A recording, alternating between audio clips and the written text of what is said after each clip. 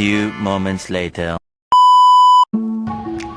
Hi guys, welcome to our vlog. So today we are gonna to Mahkamah Agung. Mahkamah Agung. Jadi perkenalan, nama saya Anna Hardianti. Saya PJ YouTube di kelompok ini. Aku Shanti Sukarima sebagai PJ teknis dari kelompok ini. Nah itu yang kita sedang merekam adalah Raffi. Yaitu dia adalah PJ apa?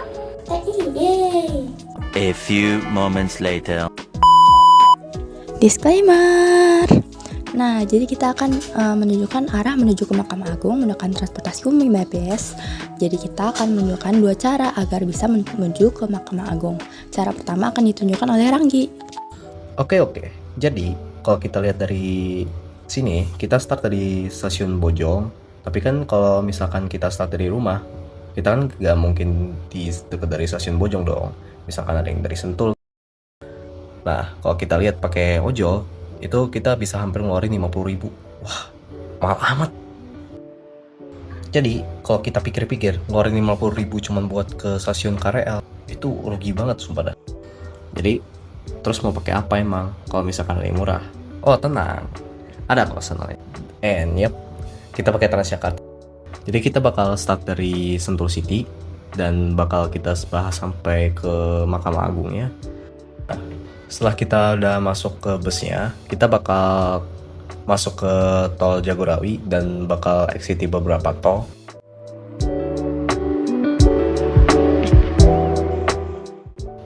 Nah, ada titik checkpointnya itu, jadi setelah kita di Cibubur Junction, kita bakal bablas sampai ke tol dalam kota dan bakal exit lagi di Pancoran untuk yang terakhir. Nah, setelah dari exit Pancoran itu, kita bakal ngelewatin jalannya Koridor 9 dan kita bakal belok kiri di Tegal Mampang.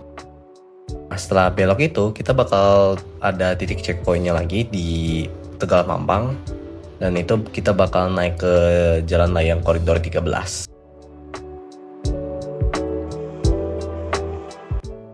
Setelah halte Pasar Santa, kita bakal turun dari jalan layang ini untuk transit di halte Kejaksaan Agung. Nah, setelah turun dari halte Kejaksaan Agung ini, kita bakal transit di halte ASEAN dan menunggu bus yang ke arah kota, atau bisa kita baca itu kodenya itu kode 1.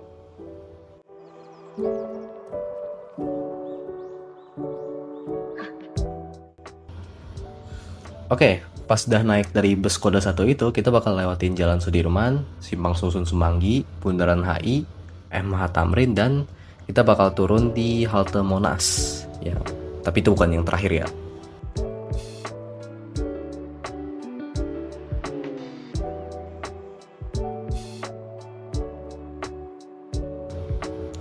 Nah, setelah kita di halte Monas ini, kita akan tunggu bus kode 5C buat yang ke arah Juanda sih sebenarnya.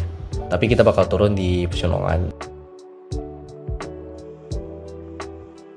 Setelah busnya datang, kita akan naik bus itu dan kita bakal turun cuma satu halte doang sih sebenarnya, yaitu di Pecenongan. Dan sudah hampir sampai di Mahkamah Agung sih. Kita tinggal nyebrang dan belok ke pertigaan yang ada gedung BNI-nya itu. Oke.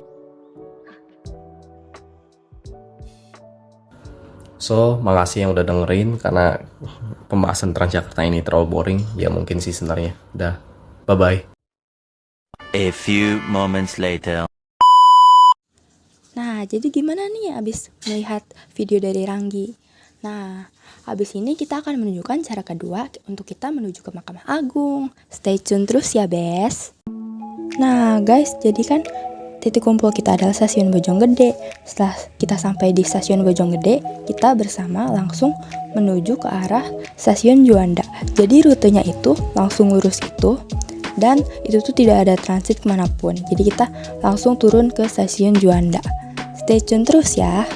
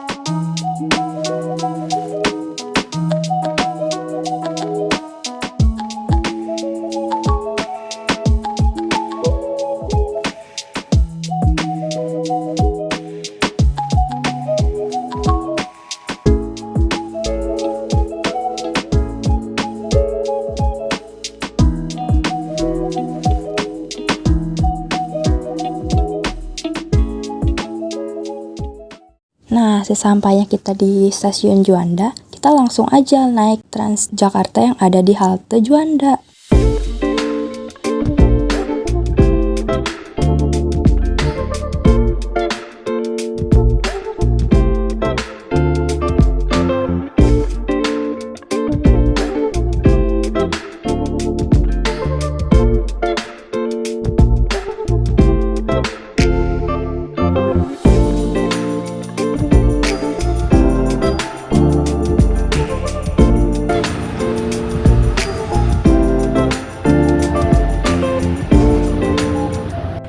Oke, jadi kita udah di halte Kusumotan dan sebentar lagi kita ke MA-nya, kita tinggal nyebrang aja sih.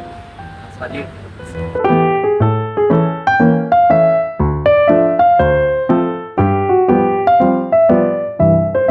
Akhirnya, tepat pada jam 11 kita sampai di MA guys. Perjalanan kita ke sini hanya sekitar 1 jam saja loh.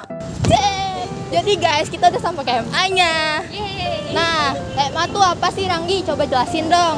Oke, jadi MA ini nama panjangannya adalah Mahkamah Agung, untuk singkatnya saja dulu. Dan didirikan pada secara resmi itu pada 18 Agustus 1945 bersamaan dengan rapat PPKI. Lalu untuk gedungnya itu diresmikan keesokannya pada 19 Agustus 1945 berdasarkan Wikipedia. Dan Mahkamah Agung ini termasuk dari 3 konstitusi yudikatif yang ada di Indonesia, yaitu Komisi Yudisial, Mahkamah Konstitusi, dan yang ketiga itu ada Mahkamah Agung. Untuk tingkatannya itu yang pertama pasti dari yang ya pastinya kalau untuk yudikatif yang tertinggi itu ada di MA, lalu kalau misalkan itu ada di Mahkamah Konstitusi. Contoh kasusnya ada di pada tahun 2000-an sekitarnya, pas itu zamannya Soeharto melapor karena kejadian kasus pencemaran nama baik, lalu dia melaporkan pada Mahkamah Agung karena itu, dan disitulah tempat yudikatifnya. Mahkamah Agung atau MA adalah lembaga peradilan tertinggi di Indonesia, pilar utama dalam sistem hukum kita. Keberadaannya diatur dalam Pasal 24 UUD tahun 1945. Yang menyatakan bahwa kekuasaan kehakiman adalah kekuasaan yang merdeka.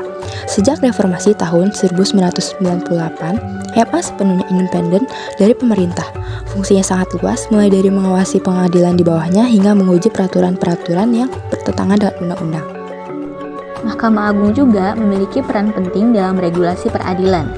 Selain berlandaskan pada Undang-Undang Dasar, Mahkamah Agung juga membuat aturan teknisnya sendiri melalui Peraturan Mahkamah Agung atau Perma.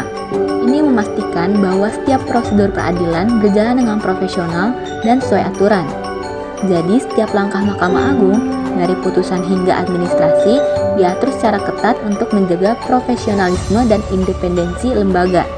Peran utama MA adalah sebagai pengadilan kasasi.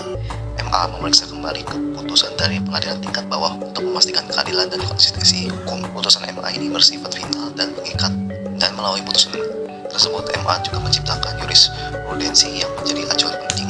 Beberapa kasus terkenal yang ditangani MA seperti kasus skandal suap hakim dan pejabat MA. Kasus ini yang melibatkan pejabat tinggi MA seperti Zaraf Dikar dan Nur Hadi serta hakim di tingkat pengadilan negeri menunjukkan betapa dalamnya masalah korupsi dan mafia peradilan yang pernah melanda institusi MA. Jadi MA ngadilin MA, ya itu sih historinya. A few moments later. Lanjut ya Bes, jadi kita habis ini akan ke Perpusnas. Stay tune ya.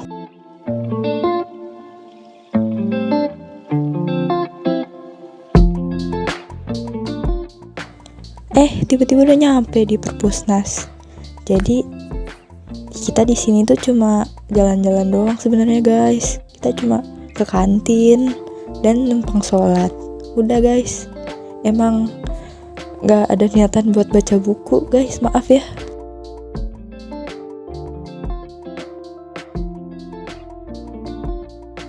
Nah, habis kita dari Perpusnas, kita lanjut ke Blok M guys.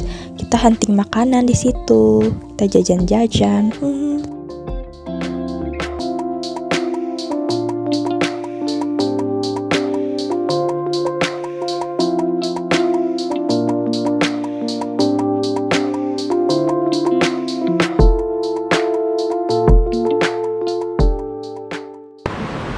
Guys, kita udah nyampe dan kita mau naik MRT.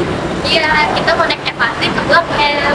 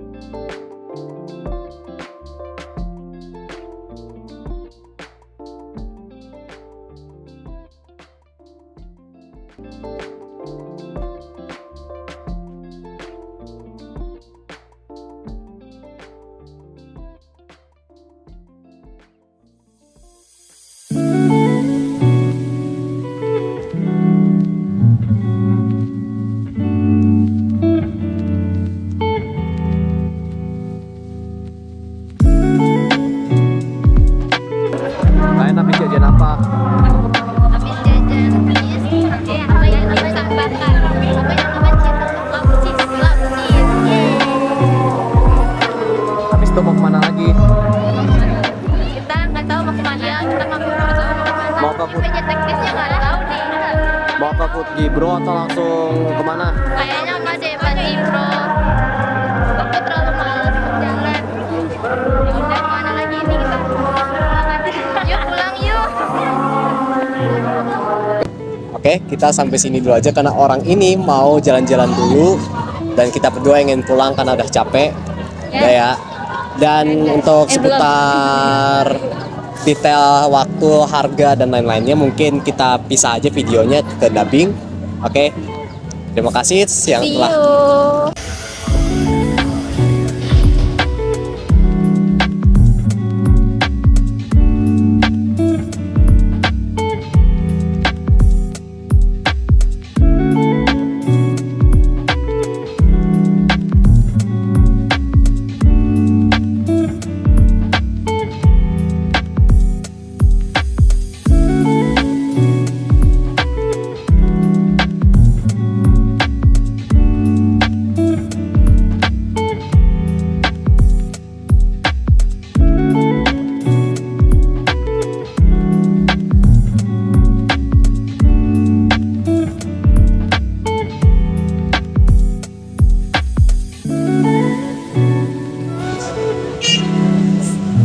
Nah, jadi guys, aku udah sampai stasiun Bojonggede di Skybridge-nya. Nah, ini Skybridge-nya. Terus ini terminal Bojonggede. Di belakangnya ada angkot. Nah, aku udah sampai tuh jam 17.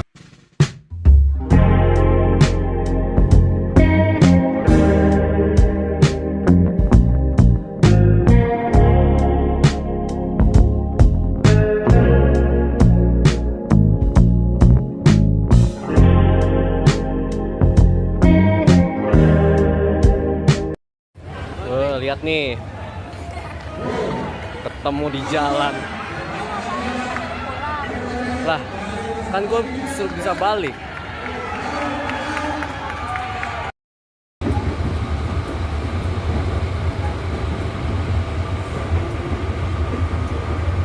A few moments later.